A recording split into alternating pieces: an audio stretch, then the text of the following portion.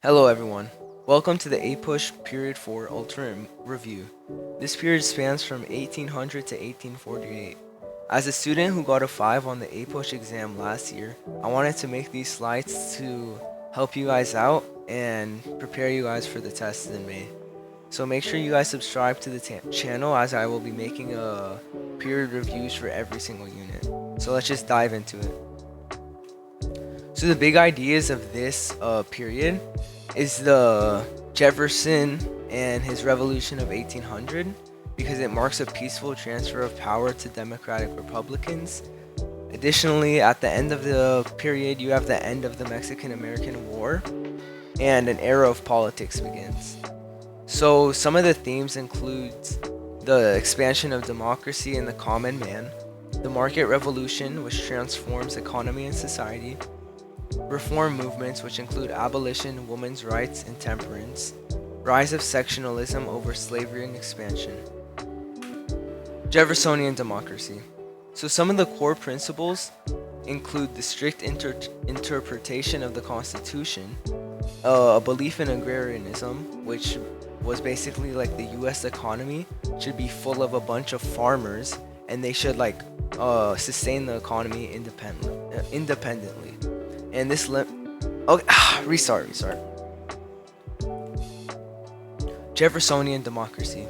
So some of the core principles of Jeffersonian democracy include the strict interpretation of the Constitution, the belief in agrarianism, which was the U.S. economy should be based on independent farmers, the limit on federal power and an emphasis on states' rights, an expansion of white male suffrage, and an opposition to special privileges. So it's basically making the democracy more appealing to the common people and limiting federal power. Then you have domestic policies. He attempted to reduce national debt by cutting military spending and taxes. He repealed the whiskey tax and other federalist taxes. He maintained Bank of the United States for practicality despite opposition to it. Tried to simplify the government, fewer formalities, and a smaller bureaucracy. So to continue on with that, we have territorial expansion. So the Louisiana Purchase in 1803, it doubled the U.S. territory by securing the Mississippi River in New Orleans. It was an overextension of federal power, but Jefferson used the expansion of the agrarian economy as an excuse. So basically what that means is in the Constitution, it doesn't say that the president could allow for purchase of territory. And when he did that, he basically violated his strict constructionist ideals. But in the end, he just used the agrarianist lifestyle to kind of justify this. And then you have the Lewis and Clark expedition, and it explored the new territory and it mapped out routes to the Pacific.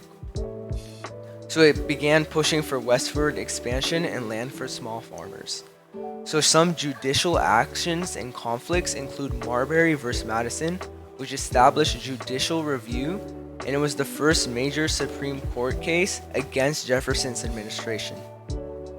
Some of the foreign policy challenges include the Barbary Wars, which Jefferson sent the Navy to fight North African pirates attacking U.S. ships, and they won a tribute-free trade. Additionally, there was British impressment of U.S. sailors, and that increased tensions.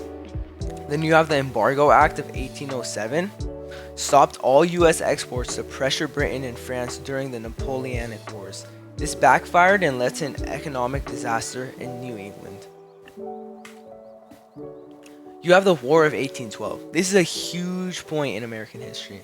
So I'll just go over some of the causes and the events. So the causes include the British impressment of U.S. sailors, which we talked about in the previous slide, the interference with U.S. trade, the British support for native resistance in the Northwest. So basically, that Britain was supporting native resistance against settlers who were trying to move into the West. And then you have some of the war hawks that basically pushed for this war. So war hawks were basically people in the government who wanted to go to war and just, they were very passionate and, they just wanted to go to war. And then you have key events. So there's the Battle of New Orleans. And Andrew Jackson's victory basically happened after peace signed. And then you have the Treaty of Ghent, and this restored pre-war borders. And it basically, so this war there was no clear winner, but it boosted nationalism. As a result, many of the Americans, they fought in this war.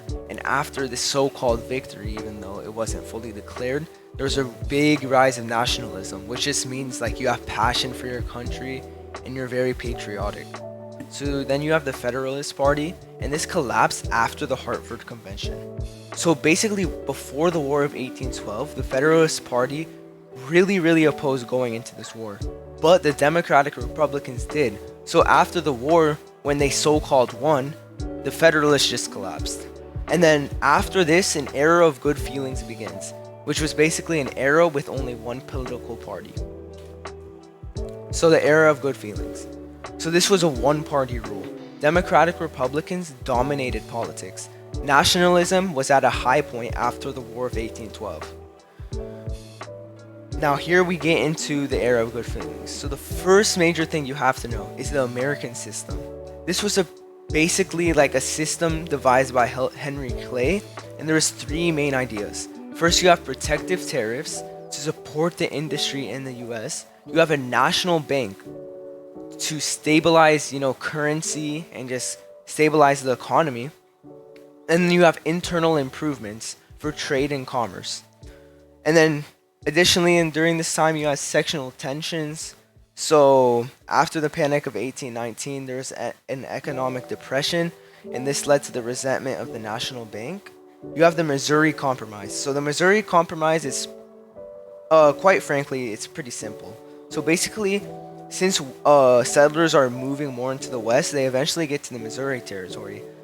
And they basically want to make it into a slave state. It's in the south. But in Congress, there's 11 free states and 11 slave states. So, or like there could potentially be that. So like the acquisition of Missouri as a slave state would tip the balance in the favor of slave states, which would make a bunch of politics completely like just in favor of slavery. So to combat that, Missouri was established and it was named a free state. And the 3630 parallel line divides future free/slave state territories in the future. So this compromise basically kept balance of free state and slave state in Congress. You have the Age of Jackson. So there was the corrupt bargain, and this refers to a specific accusation made during the 1824 US presidential election, where Andrew Jackson and his supporters claimed that John Quincy Adams and Henry Clay conspired to make Adams president, despite Jackson winning the most electoral votes. After this, Jackson and his supporters, they planned their next election and won by a mile. So when he won, he started an era of Jacksonian democracy. So he expanded suffrage to all white men, no property requirement. He was a champion of the common man. He was anti-elite. Then you have the spoil system. So he rewarded political supporters. So if you were a political supporter of Andrew Jackson, there was a way of getting you into the government, getting you a job, just by supporting him. Then you have some major policies, which include the Indian Removal Act, which led to the Trail of Tears. And this was basically the forced removal of Cherokee from the Florida Territory. And then you have the vetoing of the recharter of the Second Bank. So this was called the Bank War. So Jackson was anti-bank, remember that. He opposed federal spending, and specifically on internal improvements. Some of the crises in this time was the nullification crisis. So South Carolina opposed the tariff that was imposed on them, and they basically threatened to secede from the Union. And Jackson threatened using the force bill, and this led to compromise tariff by Clay. And then you have the Panic of 1837, an economic collapse after bank policies and speculation. Political parties. You have the so this is after the era of good feelings. We're like way past that. So now we have Democrats, which were composed of Jackson and Van Buren and others. They're pro-states' rights, limited government. They opposed the national bank and high tariffs, and they supported the South, West, and small farmers. You have the Whigs, which were composed of Clay, Webster, Moore. They were pro-Congress, pro-American system, support from merchants, Northeast, business people who were interested in their economic and business motives. They favored reform movements and a strong central government. The market revolution happened also during this time. And first you have the transportation revolution, such as roads, canals, specifically the Erie Canal, steamboats, railroads, and they connected the regions and expanded markets. You have the Industrial Revolution, which were textile mills. You have the Lowell system, which were young women who worked, and they basically got wages and all that. You have interchangeable parts by Eli Whitney. So this was basically, instead of remaking a weapon or an item from the scratch or the start, you could actually just make one piece of that item a bunch of times. So right when it breaks, you just replace it. So that it was just a lot more efficient and improve the economy a lot. Like a lot of unskilled workers could get hired to work with interchangeable parts and just repeat the same task the whole day. And this led to the growth of factories in the Northeast. You have agricultural advances such as the cotton gin, which led to a cotton boom and slavery expansion. You have the steel plow, mechanical reaper, and these all increase productivity. Then you have the effects. So this led to the rise of wage labor in the middle class. There was a lot of urban growth and immigration, specifically from Ireland and Germany. Then you have regional specialization. So the Northeast was like the big industry part, the factories, the mills, all that. Then you have South, primarily focused on cotton, and then you have West, which was grain. So all these new industries, we'll start to see them kind of working together now. The South is making so much more cotton. They're sending that up to the North, who's making a lot more clothes, fabrics, all of that. So it's kind of like the market revolution basically connected all the different regions economically. Reform movements, so you have the Second Great Awakening. It was a religious revival, personal salvation, perfectionism.